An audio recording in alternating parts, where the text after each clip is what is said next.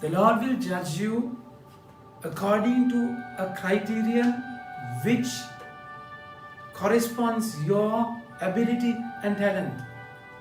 If the Lord has given you something, He will expect of you more. So you cannot compare yourself with others. There's no other way. If the Lord has given you, everyone to whom much was given, of him much will be required. So from every Tom, Dick and Harry's criteria is different from you. So you cannot take things for granted. You cannot take things for granted. So that's exactly why the Lord is saying, the first reading beautifully says, let not sin reign in your mortal body to make you obey its possessions. So your body belongs to the Lord. It is the temple of God. So how long you are going to bear this? How long the Lord is going to be patient with you? His love and mercy you cannot take for granted. The Lord is saying, do not present your members to sin as instruments for unrighteousness, but present yourself to God as those who have been brought from death to life, and your members to God.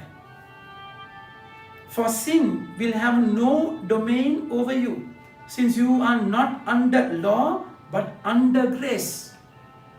So God has ransomed the sin and has saved you with a purpose. So what? Have it and own it. So you enjoy that freedom. You are not enslaved to anyone. What then? Are we not sin because we are not under law but under grace? By no means. Do you not know that if you present yourself to anyone as obedient slaves, you are slaves of the one whom you obey? So if you are governed by the law, if you are governed by sin, your master is sin, flesh. But then if you are led by grace, then your master is the Holy Spirit. Your sons and daughters of the Lord. Those who are led by the Spirit are sons and daughters of the Lord. That's exactly why the Lord is saying, but thanks be to God that you who were once slaves of sin have become obedient from the heart to the standard of teaching to which you were committed, and having been set free from sin, have become slaves of righteousness. So the Lord has saved you and He has given you something, and you are expected to do in return. So that's exactly why the Lord is saying, no, it is that if the master of the house had known at what hour the thief was coming, he would not have left his house to be broken into. So he comes like a surprise. You don't know at what time he is coming. Then momentarily, for the moment you will prepare.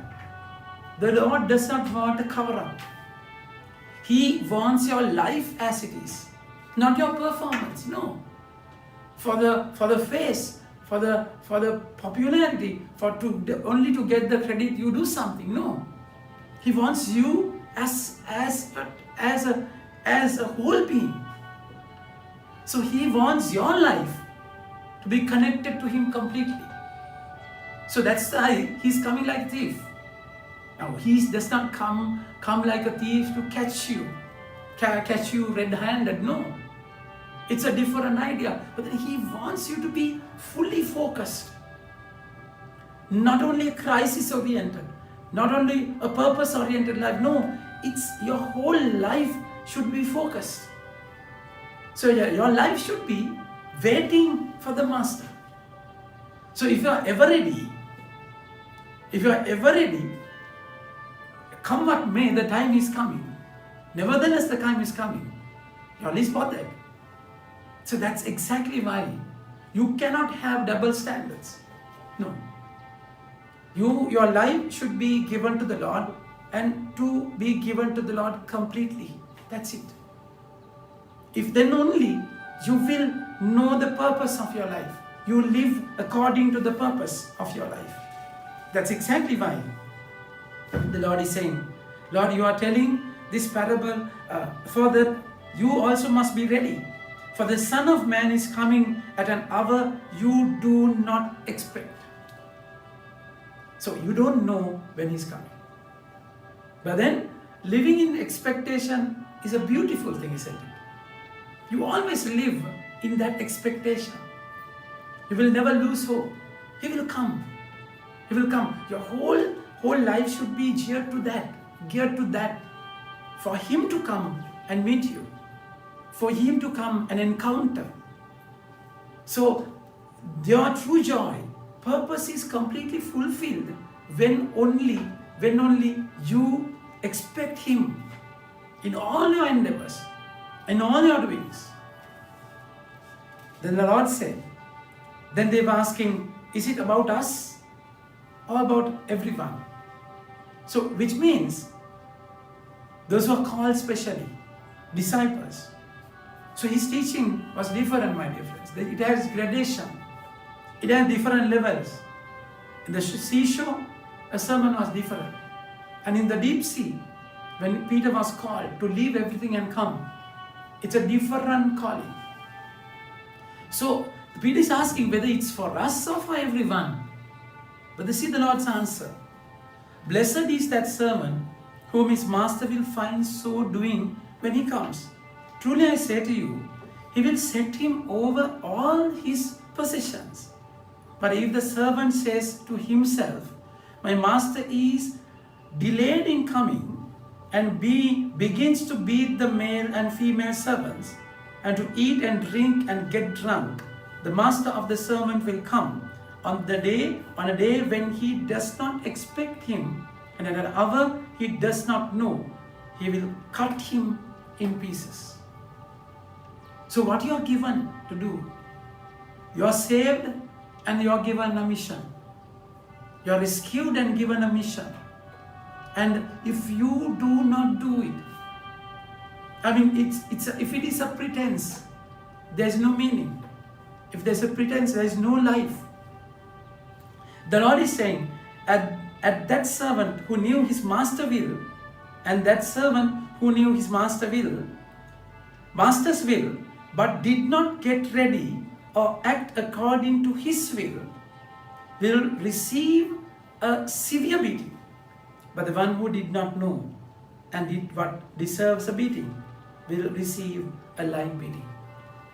So if you are given more, if you know his will, and if you don't know, if you don't do, your punishment is more, my dear friends.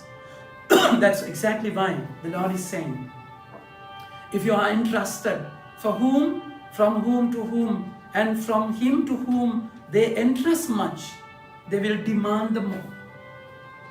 So disciples are entrusted with a mission. What is given and what is entrusted is different. So you are, by birth you have something and you are responsible with that. And if you are entrusted, if you are called for a special service, you are responsible more than anyone else. So you cannot self-pedal. You have to take this very seriously, because time has come for him to come to your life, and you are accountable to him completely. Think about it. Have a nice day. May God bless you.